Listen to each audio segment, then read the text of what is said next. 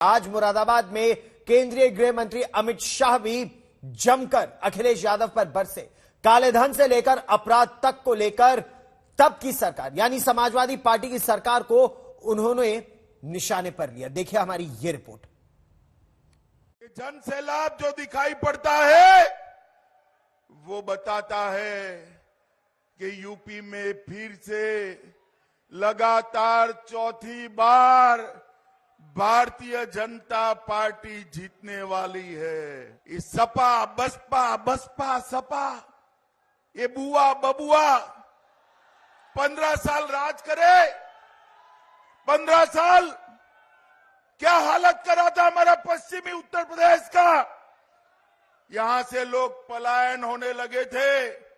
बाबू हुक्मदेव जी को यहां से पलायन के विरोध में आंदोलन करना पड़ा था या नहीं करना पड़ा था?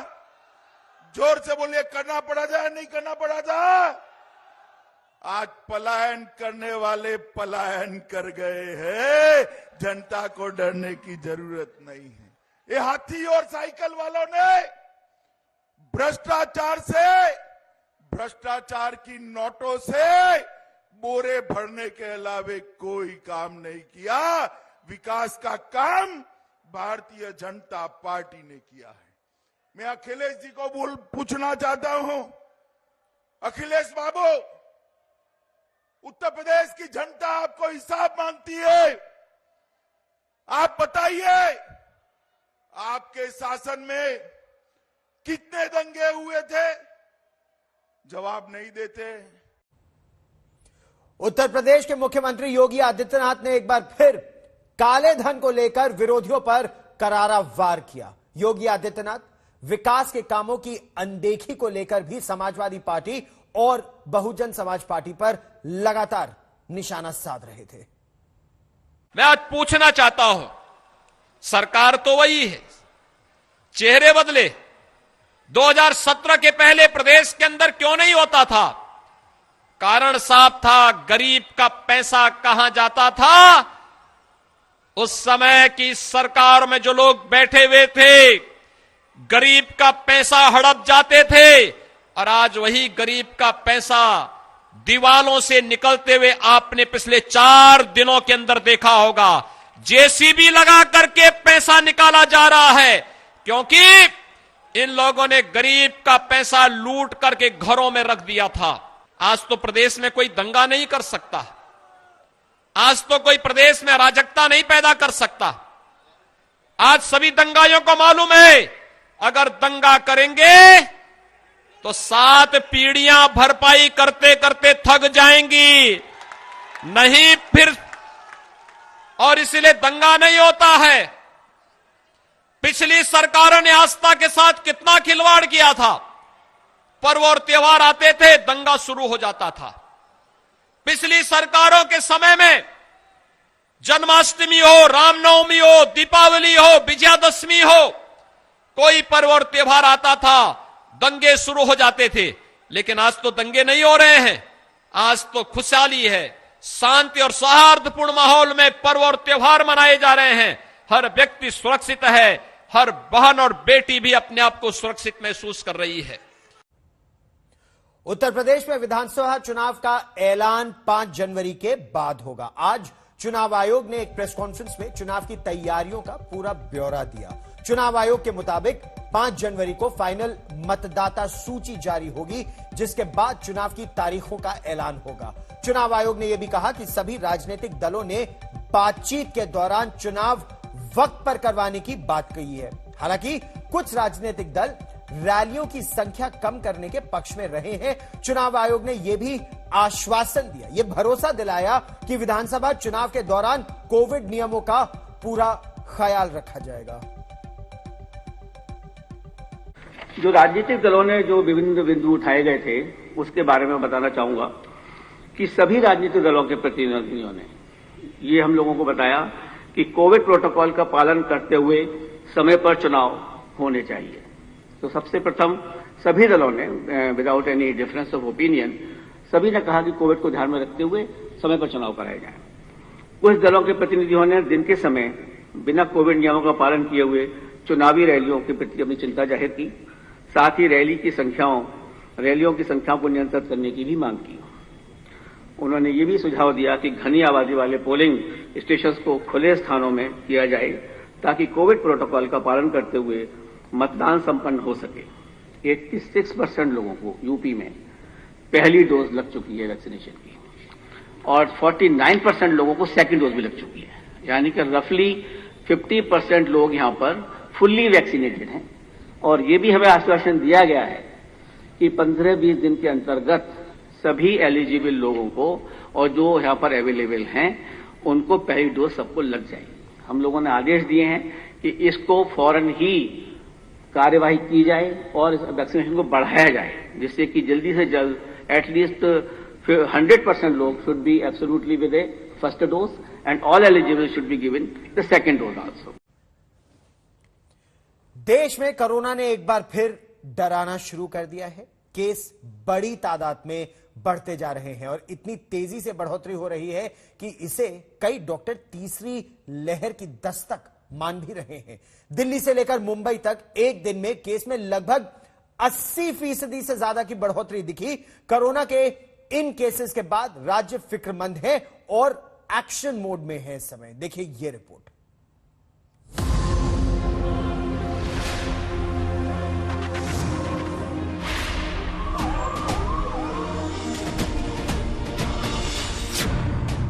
देश में कोरोना की तीसरी लहर की दस्तक। कोरोना के आंकड़ों की तेज रफ्तार।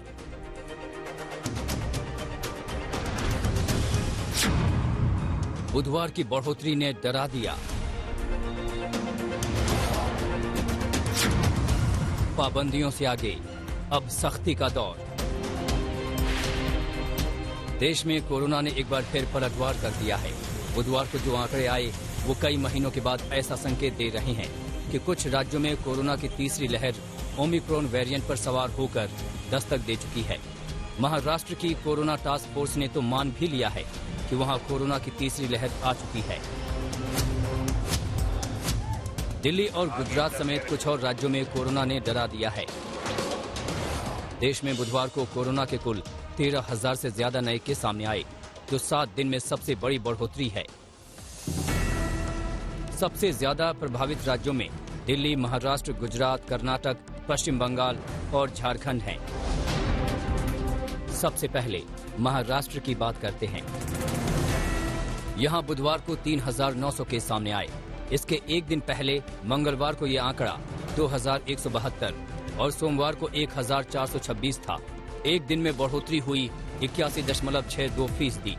मुंबई की बात करें तो 28 दिसंबर को केस आए थे 1,377। एक दिन बाद ये तादाद 2,510 हो गई।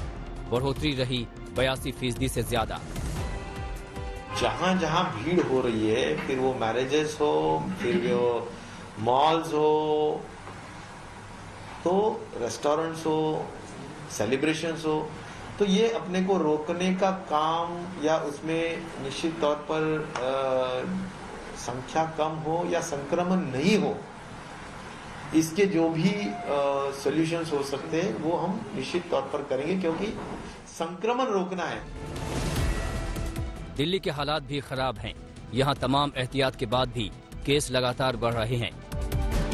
यहाँ ग्रेडेड रिस्पांस सिस्टम भी लागू हो चुका है। ऑरेंज अलर्ट के तहत कई पाबंदियां लागू हो चुकी हैं। सोमवार को 331 केस थे, मंगलवार को 496 केस आए और बुधवार को तादाद हो गई 923। एक दिन में बढ़ोतरी हुई 86%। ऐसा लगता है कि पूरे देश में केसेस बढ़ रहे हैं। लगभग पिछले हफ्ते में जैसे पूरे देश में डबल हुए, बॉम्बे में और दिल्ली में, क्योंकि टेस्टिंग बहुत ज़्यादा होती है तो हमारे यहाँ टेस्टिंग ज़्यादा है तो ज़्यादा केस आ रहे हैं, तो मुझे लगता है सारी जगह ही बढ़ रहे हैं। ये जो इन्फेक्शन है ओमिक्रॉन है, बहुत तेज़ी से फैलता है। पहले वाले के मुकाबले इसकी फैलने की दर बहुत ज़्यादा है।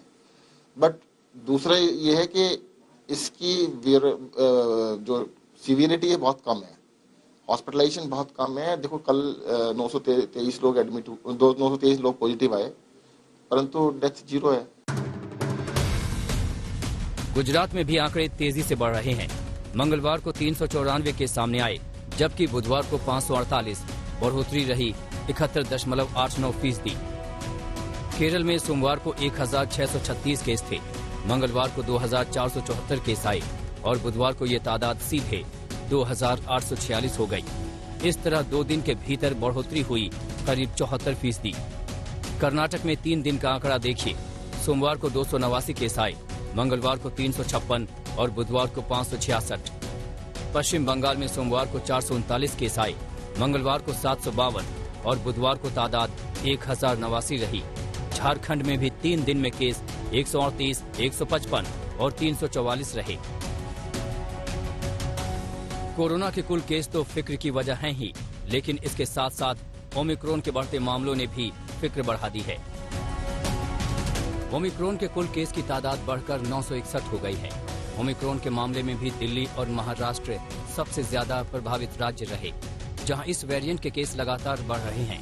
पंजाब में भी ओमिक्रॉन का पहला केस सामने आ चुका है और कुल मिलाकर 22 राज्यों में इस वेरिएंट ने दस्तक दे दी है। देश के नक्शे पर देखिए कि अब कहां कितने ओमिक्रॉन के केस हैं।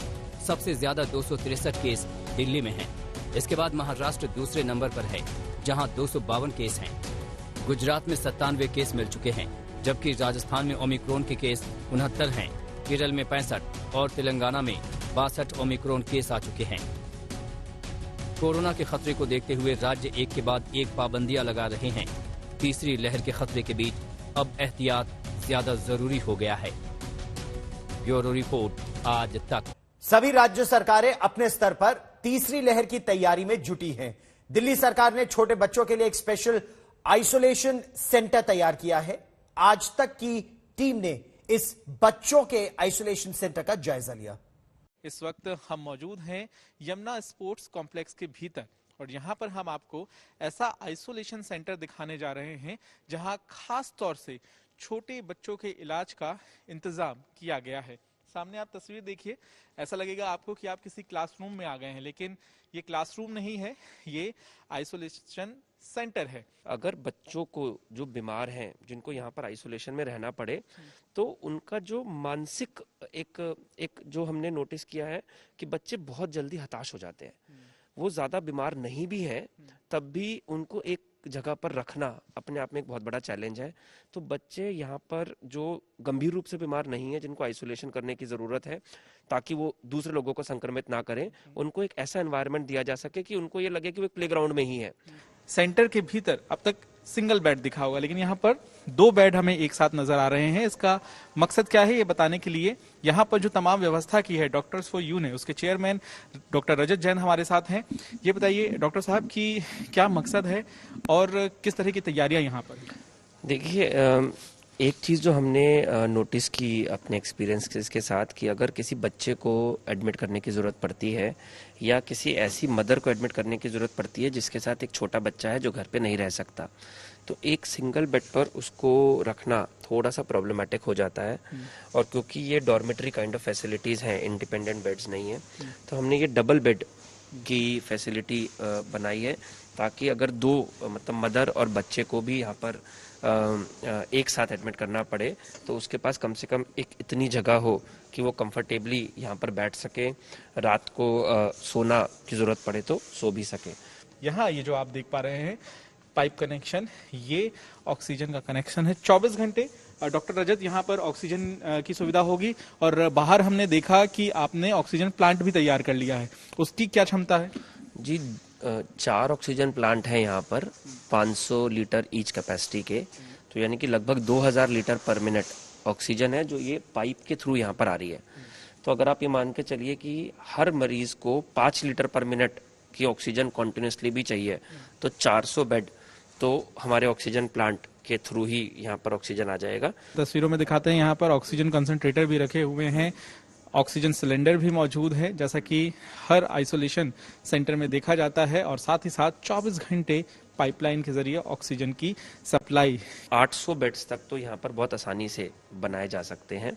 और डिपेंडिंग ऑन जैसे जैसे इंस्ट्रक्शंस आती रहेंगी, और इंस्ट्रक्शन से ज़्यादा और इम्पोर्टेंट एस्पेक्ट है कि जिस हिसाब से केसेस को आइसोलेट करने की या ट्रीट करने की ज़रूरत पड़ी तो उसके हिसाब से मुझे लगता है 800 बेड तक तो यहाँ पर चले ही जाएंगे। तमाम तैयारियों को अंजाम दिया जा रहा है युद्ध स्तर पर, क्योंकि जिस तरह से देश की राजधानी में कोरोना के मरीज बढ़ रहे हैं। अगर आने वाले दिनों में आइसोलेशन सेंटर की जरूरत पड़ती है तो अभी ही पुख्ता तैयारियां कर ली गई हैं। कैमरामैन अजय ठाकुर के साथ पंकज जैन, दिल्ली, आज तक। दुनिया भर में कोरोना का नया वेरिएंट ओमिक्रॉन कहर बरपा रहा है। भारत में इसके असर से एक ही दिन में दुगने केस अब हो गए हैं। इसकी वजह से कई राज्यों में नाइट कर्फ्यू से लेकर कई और तरह की पाबंदियां भी लगाई जा रही हैं। प्रतिबंधों के असर से बिक्री के सबसे बड़े जो असर हुआ है वो क्रिसमस के हफ्ते में और नए साल पर दिख भी रहा है कि बिक्री घटने से कारोबार जगत हताश हो रहा है।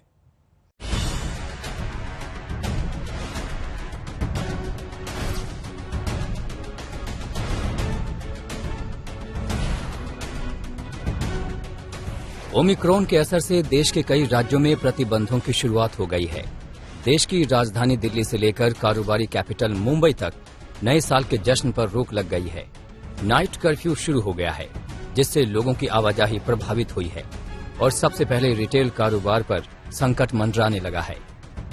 दरअसल देश के ज्यादातर हिस्सों में 24 दिसंबर से 1 जनवरी के बीच लोग घूमने और खरीदारी करने निकलते हैं। इस दौरान जमकर शॉपिंग होती है तो फिर खाने पीने पर भी खूब पैसे खर्च किए जाते हैं। लेकिन इस बार ओमिक्रॉन के असर से हाल बेहाल हो गए हैं। बाजारों के जल्दी बंद होने से मुंबई में आमतौर पर चलने वाले दिसंबर के आखिरी हफ्ते के कारोबार में 30% की गिरावट आई है। दिल्ली के मॉल्स में अक्टूबर-नवंबर में प्री कोविड स्तर के पार निकलने के बाद दिसंबर में प्रतिबंध शुरू होने के बाद से बिक्री के 50% लुढ़कने की आशंका है।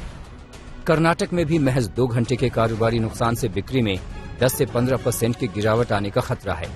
रिटेलर्स का कहना है कि फेस्टिव सीजन के बाद क्रिसमस से न्यू ईयर का वीक बिक्री के लिहाज से पीक सीजन होता है।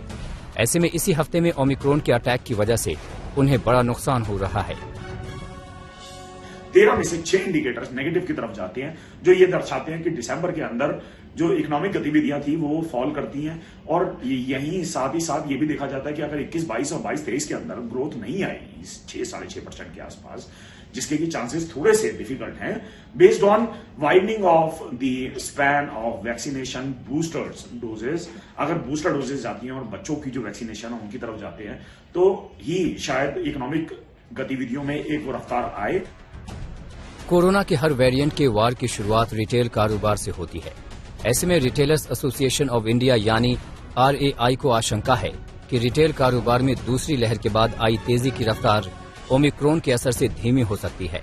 दूसरी लहर के बाद रिकवरी के रथ पर सवार देश भर में रिटेल बिक्री अक्टूबर में प्री कोविड साल यानी अक्टूबर 2019 से 14%, जबकि इस साल नवंबर 2019 से 9% ज्यादा रिटेल बिक्री रही थी। लेकिन अब ओमिक्रॉन के असर से दिसंबर में हालात खराब होने की आशंका तेज हो गई है। दिल्ली के प्रतिबंधों को तो RAI ने मिनी लॉकडाउन करार दिया है। ऐसे में बीते 3 से 4 महीनों में लोगों ने जो घर से बाहर निकलकर खरीदारी करनी शुरू की थी, वो अब बदलते माहौल में सेंटिमेंट्स को कमजोर करेंगी, जिससे कारोबार पर सीधा असर होगा। आज तक ब्यूरो।